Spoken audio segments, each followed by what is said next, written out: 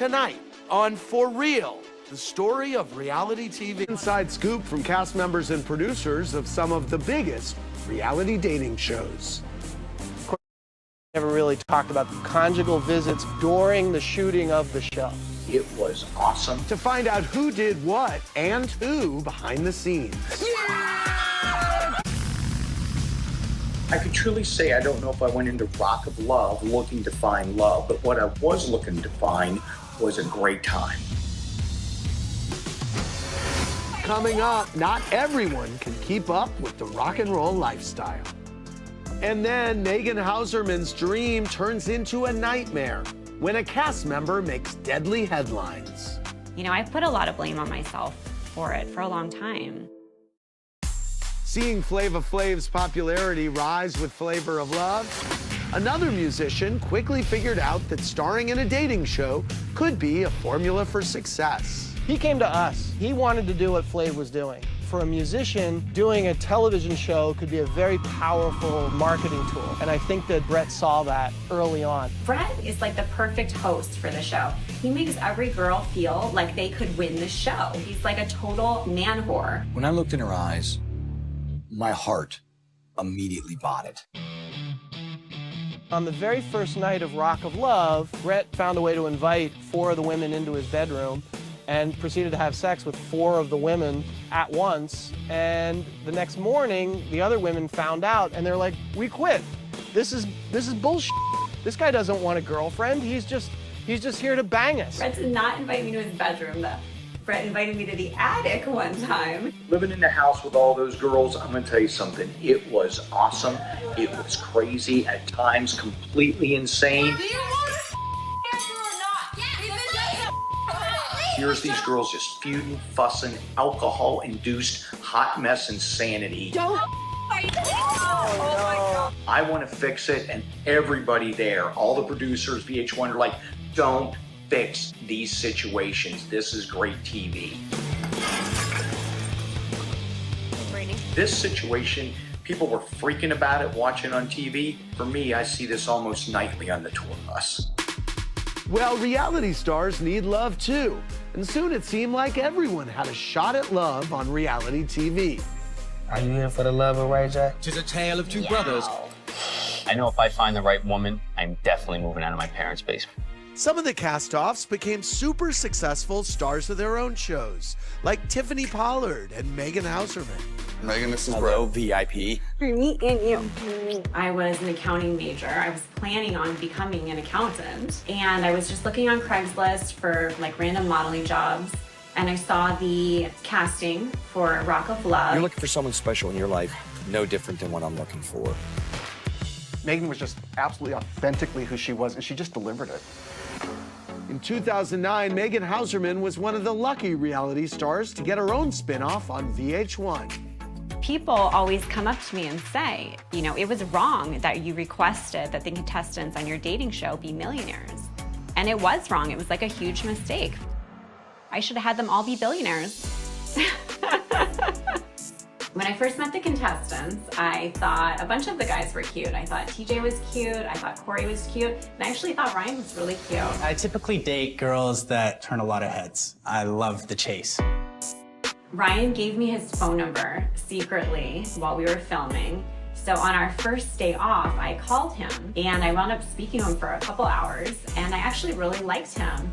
And after a couple weeks and a couple times talking to him, I basically had told him that I was planning on picking him. I want this date. I figure, hey, if there's any time for a Baywatch dive, it's now. Oh my God. But we had a charity auction and he wouldn't bid. And I was like, what is wrong with him? He's not gonna win this. He was starting to shy away from the challenges where he had to spend money. And that was becoming a problem. When it was down to the last 3, I wanted to pick Ryan. They immediately told me that I was not picking Ryan, and it was because he didn't have the money. Well, we always let the person pick the person they wanted, because otherwise the premise would just fall apart for them and it just wouldn't be real. Now, there might be a lot of encouraging, like, you know, you might want to keep so-and-so around. At the elimination, I was crying, and I told him he was eliminated. So I just thought that I would just call him in like 3 days and explain to him the situation. But then he called me and told me he had met the love of his life in Vegas and that they were married. I was shocked because 3 days before he was telling me I was the love of his life. And so we cast him to do I Love Money, and it turned out he would call home to his wife. He would say, I'm gonna get that money for you. And I guess he discovered that while he was down in Mexico shooting the show, his wife had been somehow involved with other men or other people in some way, and he snapped out and he killed her. Reality show contestant Ryan Jenkins was found hanging by a belt from a coat rack at the Thunderbird Motel in Hope, British Columbia on Sunday night. Police had been searching for the former real estate developer since his ex-wife Jasmine Fiore's body was found on August 15th. Well, the Ryan Jenkins story is a very sad story. It was sad for everybody that was involved, of course, most notably for his wife. You know, I put a lot of blame on myself for it for a long time because I knew him as a different person and I watched him like fall apart after he was the contestant on my show. We do psychological evaluations and background checks on everybody who appeared on any of our shows, as all reality shows at the time did, and Ryan came back clear. Ryan had an abuse allegation in Canada, and the company that was hired to clear him didn't uncover that. His father had his arrest expunged, so it wasn't easily found when they did the background check. And all of a sudden, everybody's looking at us like, what have you guys done? Who are you putting on television? Are you endangering the lives of your contestants by not vetting these contestants well enough? Jenkins was set to appear in another VH1 reality show, I Love Money 3, but VH1 announced yesterday that it would be canceling that show. The producers told me that Ryan was like a cancer and that everything around him had to be cut out. Every opportunity that I had was over. Every booking I had was canceled. Every contract I had was canceled because nobody wanted to profit off of that situation, which I can totally understand, but it was just really hard on me. But Megan did end up finding love off screen and is now a happily married mom. I hate to whine and cry about what happened to me after a poor woman lost her life, but VH1 decided that they needed to pull Megan Wants a Millionaire off the air and not allow I Love Money to be edited and aired. So that's 2 full TV shows, which cost about $6 million each. So VH1 said to us, you owe us $12 million.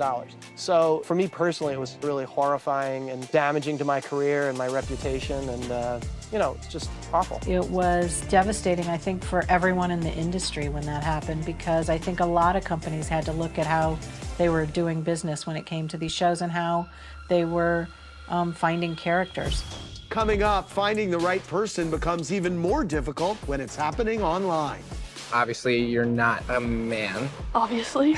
Or on an entirely different continent.